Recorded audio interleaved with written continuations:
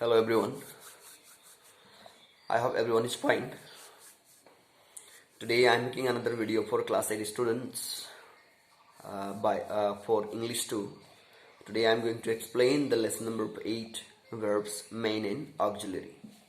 So my dear students, you have already got one video for English 2 where lesson number 7 was explained, and today I am going to explain this one.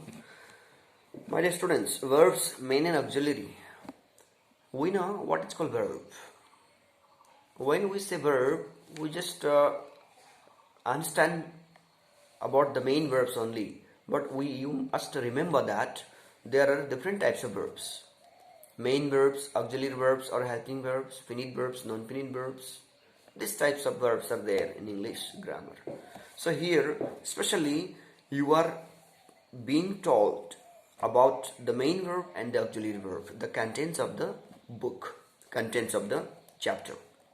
So here, main verb, which are called main verb and which are called auxiliary verbs. Okay, so main verb means, I'm just directly telling you the main point. Main verbs means those verbs which are known as doing words or action words. Okay, which show any action, which show any doing things. These are called main verbs, and we have been using in our daily lives. We have been using such types of verbs like go, come, play, eat. These are the verbs, okay, which show any action. These are main verbs. But besides this main verb, another type of verb is mentioned here in the book, that is auxiliary verbs. And my dear students, remember, auxiliary verbs is also known as helping verbs. Which are auxiliary verbs? Those verbs which are used to assist the main verb in a sentence. These are called auxiliary verbs or helping verbs. For example, in a sentence, just to have an example, a sentence, I am reading or I am watching this video. So in this sentence you can see I am is helping verb and watching is the main verb. So watching tells us about an action, and am simply standing here just helping the main verb, just to show the tense. So in this example, I am watching video, am helping verb. They have played. In this example, have is helping verb. So that's why am, is, are, was, were, have, has, these are helping verbs, because these are always used to assist the main verb or help the main verb in a sentence. So this is helping verb. So I hope your this concept about main verb and helping verb is clear. Now the next point, as it's given in the book, primary helping verb or primary auxiliary verbs. Students, remember, I have already told you about helping verbs which are used to help the main verb, like am, was, been, what called have, etc., etc. And next you must see what is called primary auxiliary verbs. My dear students, remember, it may be question in exam, so you may be asked what is called primary auxiliary verbs, give example. So you have to always be ready for this. You see, as I have already told you about auxiliary or helping verbs, there are certain types of helping verbs. Okay, these certain types of helping verbs are called primary auxiliary verbs. You see, there are three types of primary auxiliary verb. Be verb. Okay, there is be verb, have and do. Be, have and do. These three are called primary auxiliary verbs because they are usually used in a sentence to help the main verb. Be means not be. This is spelling B-E-B, and be doesn't mean only this be, but it has its forms. You may know, or you know, I understand you know. Be means am, is, are, was, were. Okay, am, is, are in present tense and was, were in past tense. Am, is, are and was, were. This means be, the forms of be. And have, has or had. And do, does and did. These three types of verbs are called primary auxiliary verbs. You should remember. And mainly these things are given there in the book. And the uses of helping verbs like be is also given there. You please go through the book. And the verb have, how to use have.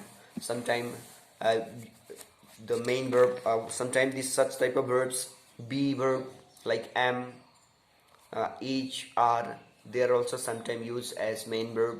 For example, I am the person. So here am stands, okay, as an action word. Sometimes, mostly these are used to help the main verb. For example, I am writing. Here am is not standing as an action, but am just helping the main verb writing. So these types of things are there. You please go through the book. Similarly, have. As main verb, the word have indicates the possession. For example, I have this book. Have possession. And on the other hand, as auxiliary verb, have just helps the main verb. I have done this work. Here have just showing, just helping the main verb done. So this is the way of using. Sometimes as main verb they have different meaning, and as helping verb they just have the main verb. Same thing with do. Do as a main verb, it indicates any kind of activity, okay. For example, I do the work. Here do means activity, okay. And sometimes we can use do to ask question also in simple present tense. Do you go, like this. Do you play, okay. And do, it has three forms. One, do itself, and does, and in the first form, did. So does means when the third person is in when the subject is in third person singular number in present tense, then we use does. And did means when we have to say anything in past tense, or when we have to ask questions in past tense, then we use did. So these are the things. And after that, we can form interrogative sentences. Interrogative sentences means to say questions with the help of these auxiliary verbs. You all are aware of these things, and it's very common to all of you. Auxiliary verbs are always used to ask questions or make interrogative sentences. For example, I am watching this video. So what's the question? Just use this am in the beginning of the sentence, then it becomes question, isn't it? I am watching the video. Am I watching the video? Question. Just change the tone, okay? They have played. Have they played? Okay? You went to the market. Did you go? Little bit changes there. You just check the book. Everything will be okay. And I hope you have been speaking English for a long time, and you have been using such type of sentences, and it's common to you. But you just remember the rules of these things, okay?